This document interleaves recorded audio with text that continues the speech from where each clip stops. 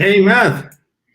Hey, Hey, welcome again and welcome everybody. hey, So, Matt, today's topic is a good one.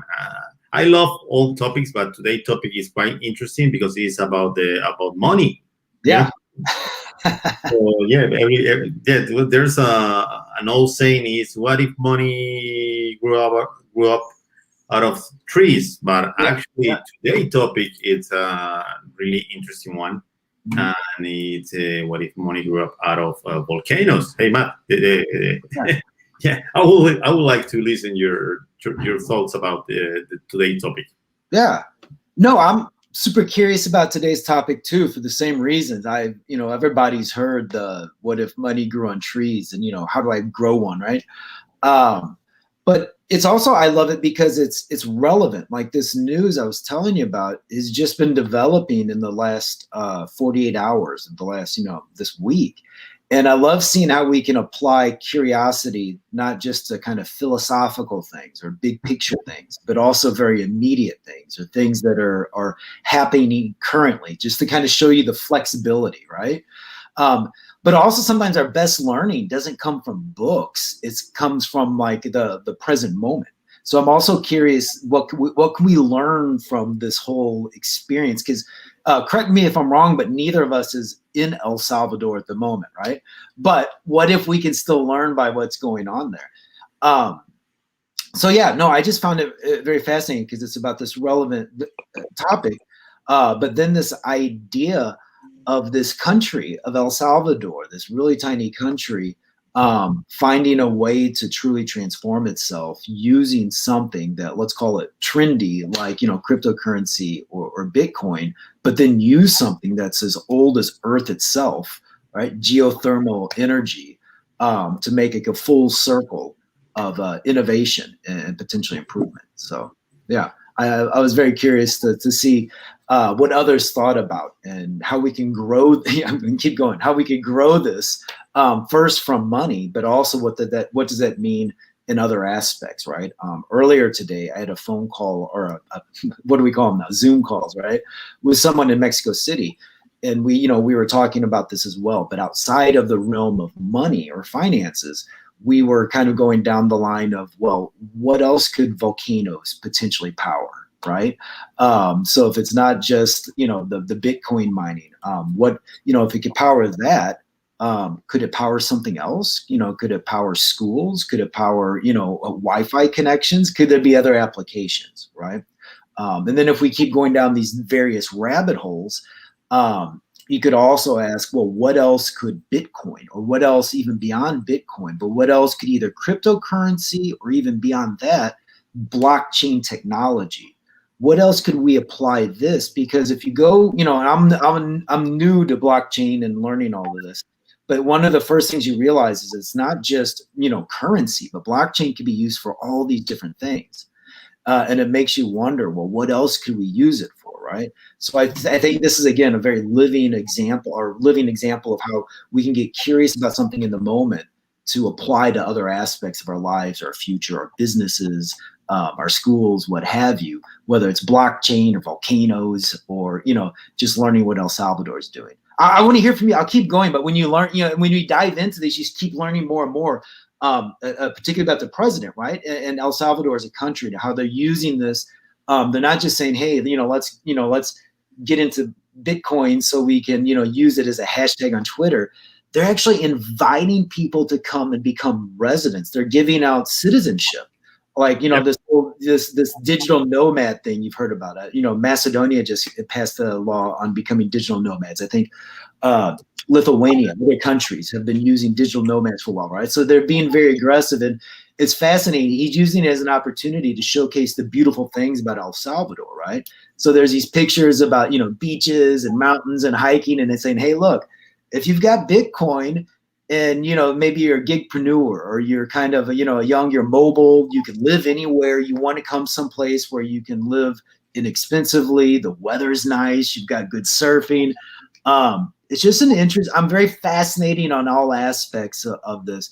And the last one I'll leave you on, and I'll shut up because you can tell I've been drilling down on this, is one of the other things I uncovered which is fascinating, is do you know what the legal currency was before Bitcoin was adopted just 2 days ago in El Salvador?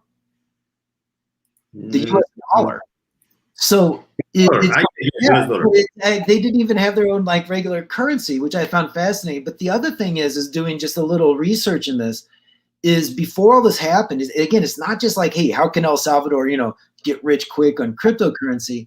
They were actually, it's very entrepreneurial in terms of what they're trying to do here, not just to bring outsiders in, but to help the people of El Salvador, where it's around 70% of El Salvadorans don't have access to traditional financial means, right? Yeah. So this is a way, again, it's not just a way to, be in the news or to, capitalize on what's going on in Bitcoin, but it's a move to actually help the citizens of this country, which I find extra fascinating as well. And then again, what if, right? What if it works? What if this move that, I'm sure there's people calling it crazy, but what if this actually works? What if a move like this can become both eco-friendly, but also socioeconomically uplifting, right? All in one, fell swoop.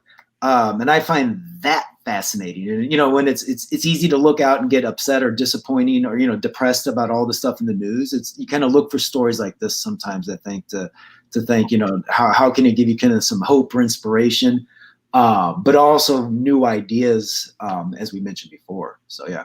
I'll shut up. Again, this is I mentioned this question has a lot to think about, but it's all very fresh in my mind right now.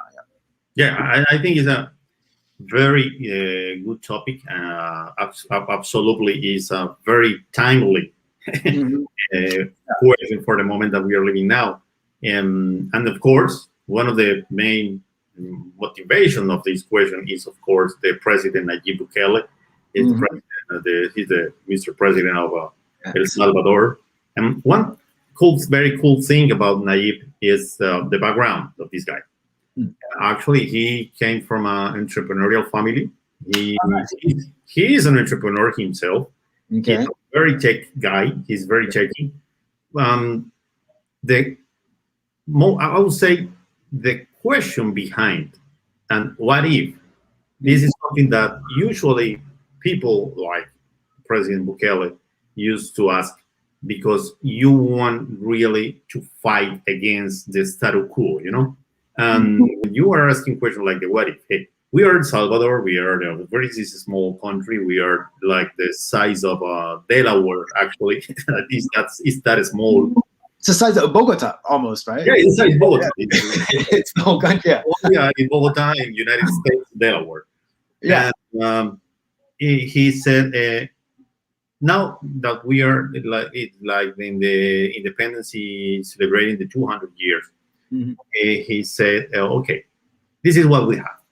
But what if what we have, we can use it in a better way, not just to create a better economy for ourselves, but as well to create a attractive economy for everybody around the world. And that's where he's changing the game. He's changing the game is, what if we think different? What if we change the traditional way of doing politics, What if we change the way we are providing services and access to the people? And what if this nature and these wonders from the nature that we have here in our country can be used in a better way, or in a positive way, or in a way that supports the development of our country? And of course, I'm sure there will be a lot of scientifics behind the team of the President Bukele, and some of them say, okay, it happens now that the cryptocurrencies around the world, big, and very important stuff, or the very important aspects of creating cryptocurrency is the power consumption that you have to consume to be able to produce 1 unit of cryptocurrencies. And when we are talking about power consumption, we are talking about computers. We are talking about processors, mainframes, servers, crazy things running very fast and taking a lot of energy from the network. And it happens that how we produce energy, actually. We will have to go back to our high school and just remember that energy is not produced, actually, it's just transformed from another Yeah. type of energy. And it's based on uh, water, because the movement, that is kinetic energy. It's based on heat, that is the Mhm. transferring the heat, and you are boiling water because you are moving a big machines, and then you are creating energy again. So he said, okay, we have these volcanoes, lots of energy. Actually, if you go to your encyclopedia, Uh-huh. Go. Wikipedia, or everywhere, you will find that the most powerful uh, Mhm. elements in nature, in our planet, are volcanoes Yep. in terms of heat preservation. And he said, okay, what if we take this power and we create a technology that maybe we don't have now, Yeah. but it could be the, I would say, it could be the capital investor or the angel capital Yeah. is current for these cryptocurrencies.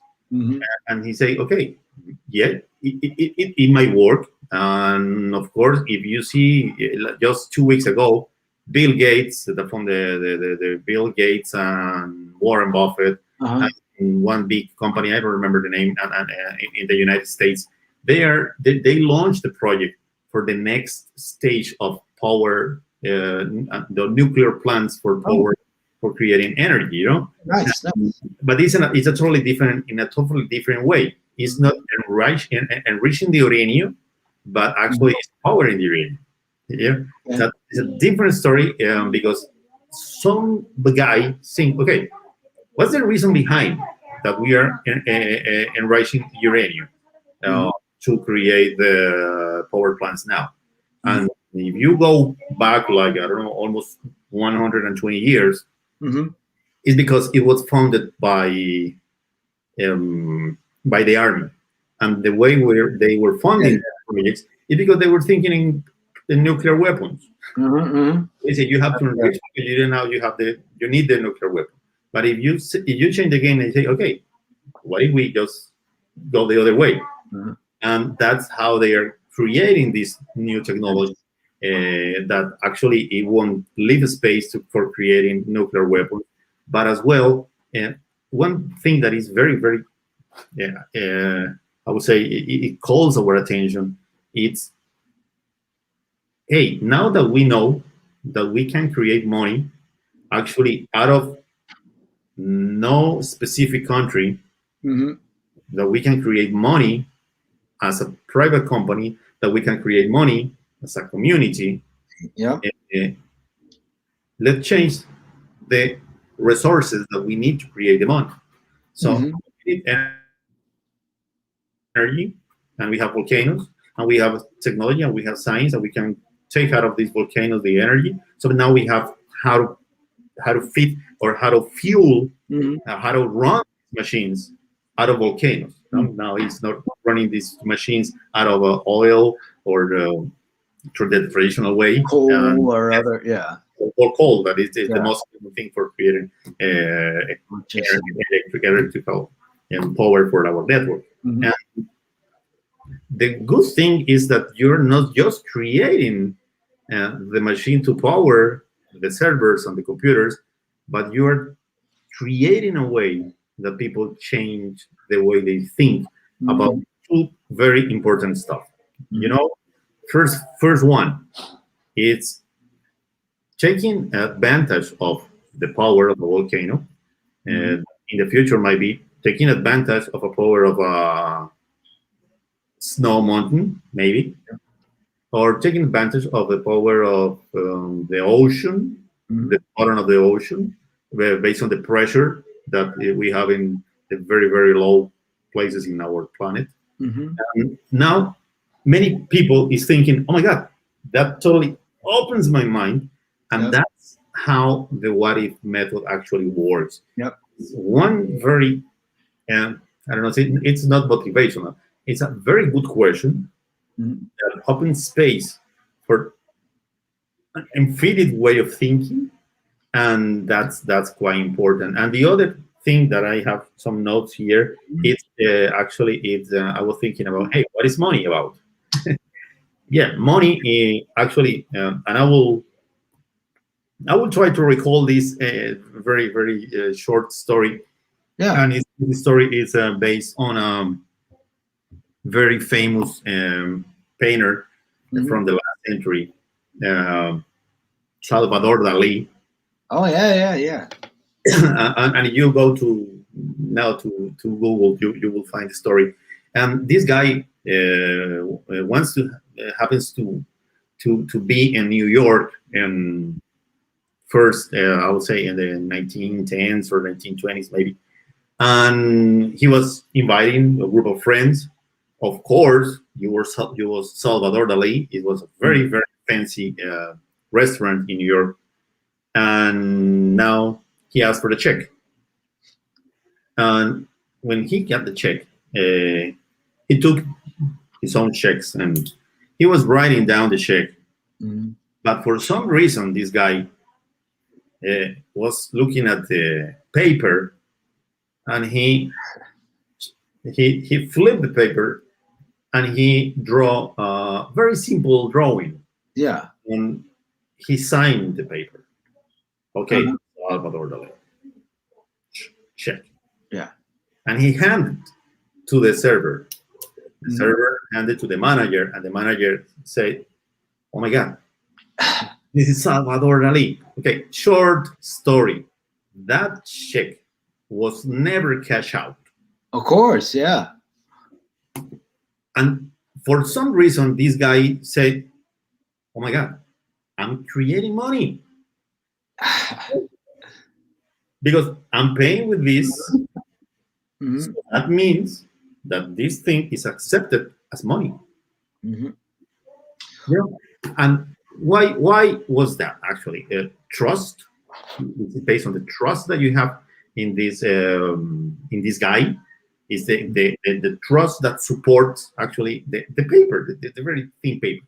And if you get to trust a country like El Salvador with their ideas, actually you are creating resources beyond imagination, because now you are trusting in this guy.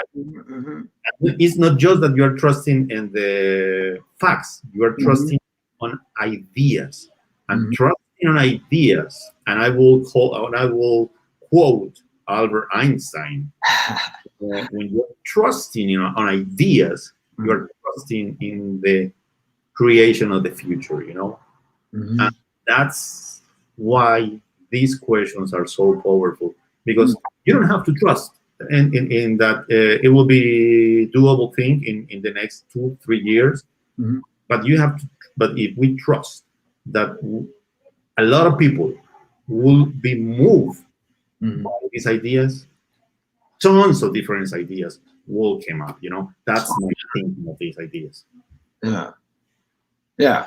This is just the start, and It's just yeah.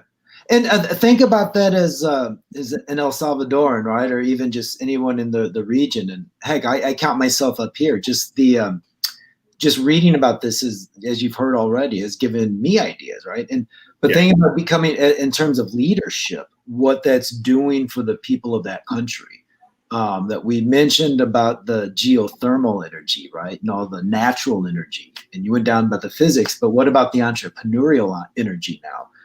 That in one way or another, he's encouraging or demonstrating to the people of the country, the people of the region, the power of entrepreneurship, or the power of thinking and we talk about not just thinking outside the box, but actually going outside of the box, doing something outside the box, and just kind of leading by example and setting an example for.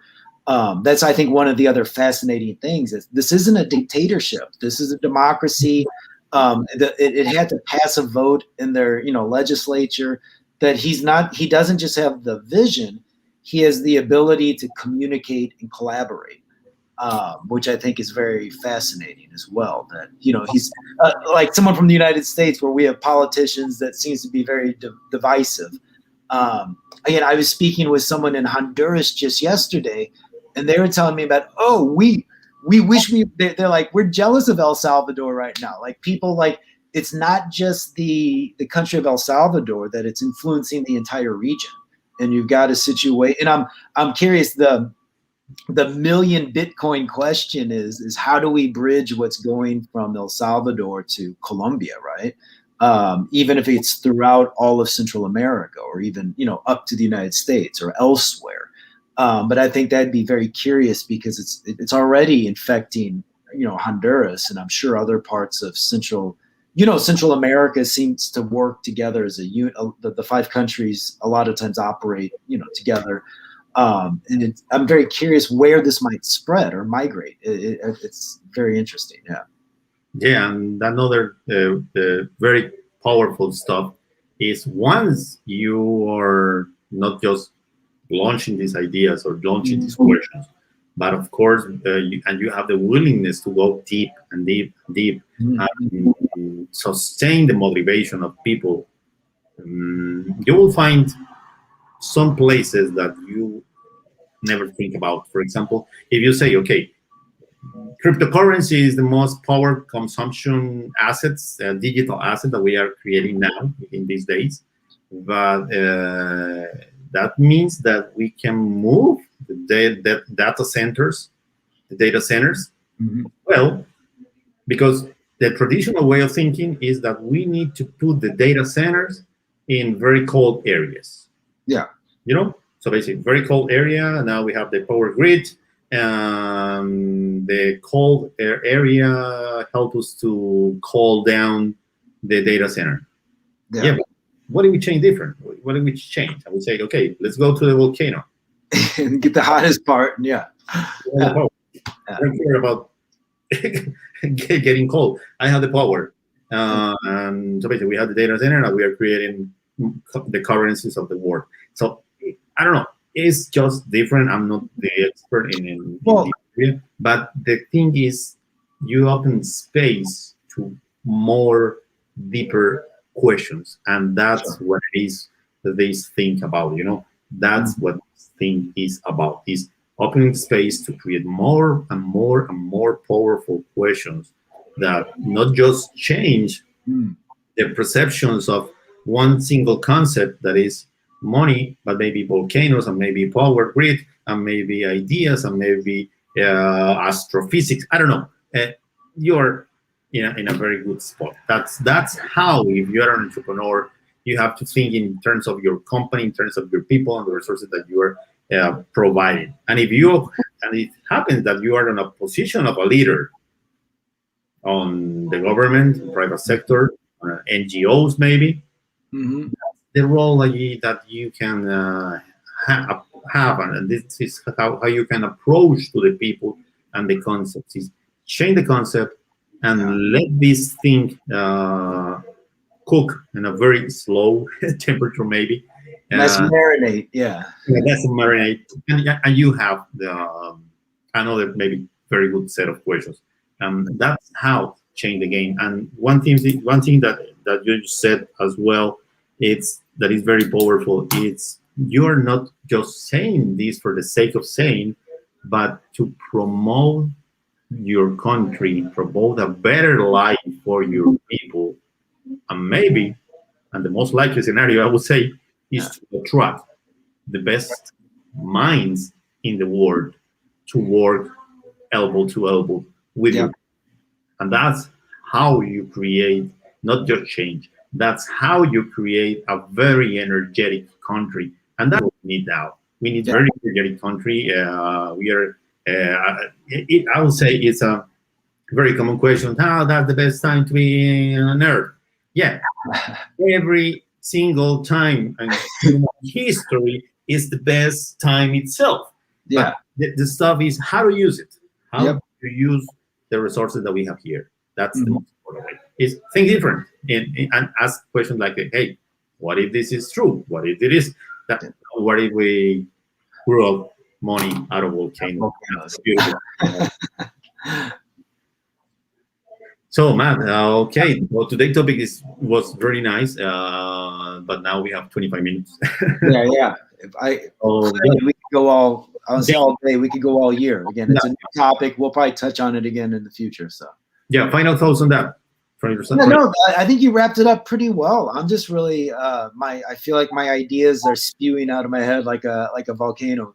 In fact, I mentioned, I think I messaged you. I even wrote a little blog about it today, just doing a little deep dive. I was gonna say, I should say a shallow dive. I'm gonna deep dive later, but I'm glad you had more information on the president. I only recently discovered a little, and he's someone in particular I'm going to spend some time over this weekend. He seems to be a fascinating person. You know a lot more about him than I do. I spent too much of my time on the volcano part of but I am dedicating some time, and I encourage anyone listening to definitely look out. Nayib Bukele is his name. He's an interesting follow on Twitter. But beyond that, I've had other people, again, from Honduras saying that the people of El Salvador seem to be very happy with. Again, it's 2021, and people are talking about a president, a political figure that they like, that's unifying people, that seems to be good for the world, and if nothing else, that should be something that maybe we can latch on to. And so I'm excited to discover. I would encourage. I just say that to encourage other people to look in, to learn more, not just about the volcanoes and Bitcoin, but Nayib Bukele and what's going on here in Central America and El Salvador, and maybe discover some other really encouraging things for the future. So yeah, that's perfect. So Matt, thank you so much for the chat today. And of course, if you're watching this video, just remember to subscribe to our channels and Facebook and YouTube, and you will never miss one video again. So Matt, so nice to see you again. As well, enjoying this talk. Same.